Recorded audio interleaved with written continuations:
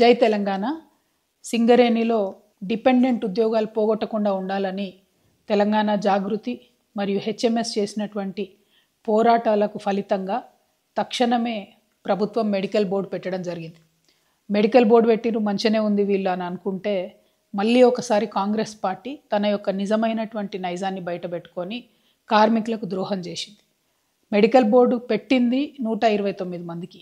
ఈ 129 మంది అందరికందరు కూడా ఆ ఉద్యోగాలు తమ పిల్లలకో తమకు కావాల్సిన వాళ్ళకో ఇచ్చుకోవాలని అనుకున్నారు. తద్వారా వాళ్ళు రిటైర్ అయ్యి భవిష్యత్తులో సింగరేణిలో పనిచేయడానికి మంచి యువరక్తాన్ని ఎక్కించడంతో పాటు వారి కుటుంబం బాగుంటుందని చెప్పి వీళ్ళందరూ కూడా భావించారు.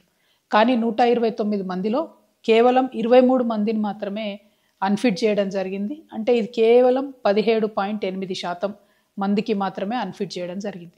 మిగతా 65% మందిని సింపుల్గా అండర్ గ్రౌండ్ మైన్లోకి వెళ్ళి తీసి సర్ఫేస్లు ఇచ్చిండ్రు. అందులో కూడా సీనియారిటీని పాటించలేదు.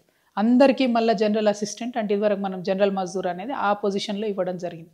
అంటే 10 మంది మీద పనిచేసినటువంటి వాళ్ళు కూడా ఇవాళ 10 మందిలో ఒకరుగా పనిచేసేటటువంటి పరిస్థితి తీసుకొచ్చింది. అసలు ఫస్ట్ ఆఫ్ ఆల్ వాళ్ళు పని కంటిన్యూ చేయలేము, మాకు చేతనైతే లేదు, మా పిల్లల భవిష్యత్తు కోసం ఉద్యోగాలు ఇవ్వండి అని అడిగితే ఇంతమందిని మరి జనరల్ మజ్దూర్స్గా సర్ఫేస్లో వేయడం, కేవలం 18% మందికి మాత్రమే అన్ఫిట్ చేయడం, ఇది ఎట్టి పరిస్థితుల్లో కూడా మనం ఒప్పుకోకూడదు. అంతకుముందు మేమున్నప్పుడు దగ్గరగా ఉండి చాలా బలంగా అధికారులను ఒప్పించి 80-85% వరకు కూడా అన్ఫిట్ అయ్యేటట్టు చూసేది. మిగిలిన వాళ్ళని కూడా మళ్ళీ మెడికల్ బోర్డులు పెట్టి అన్ఫిట్ అయ్యేటట్టు చూసేది. ఇదంతా ఎందుకోసం చేసేది? డిపెండెంట్ ఉద్యోగాలు ఉండాలి, సింగరేణి సంస్థ కొనసాగాలి, సింగరేణి గనిలో పనిచేసి తన నడుములు పోయేదాకా పనిచేసినటువంటి కార్మికుడి యొక్క బిడ్డల భవిష్యత్తుకు భరోసా ఉండాలని ఇదంతా చేసేది.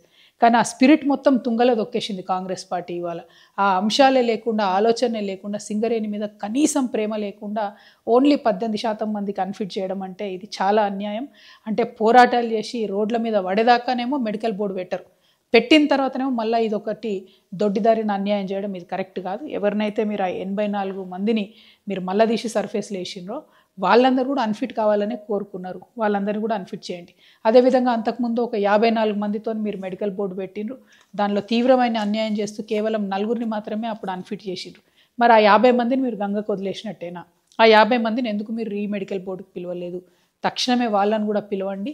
ఎవరెవరైతే స్వచ్ఛందంగా వాళ్ళ జాబ్స్ వాళ్ళ పిల్లలకి ఇచ్చుకోవాలనుకుంటున్నారో అది ఇవ్వడమే ప్రధాన లక్ష్యంగా పనిచేయాలి తప్పితే అది ఇవ్వకుండా వాళ్ళని ఆపడం కోసం మీరు పనిచేస్తూ ఉన్నారు. ఇది కరెక్ట్ కాదు. ఈ వైఖరిని మేము తీవ్రంగా ఖండిస్తూ ఉన్నాం. మీరు మారకపోతే మళ్ళీ ప్రజా పోరాటాల ద్వారానే మీకు బుద్ధి చెప్తాం. Thank you. జై తెలంగాణ.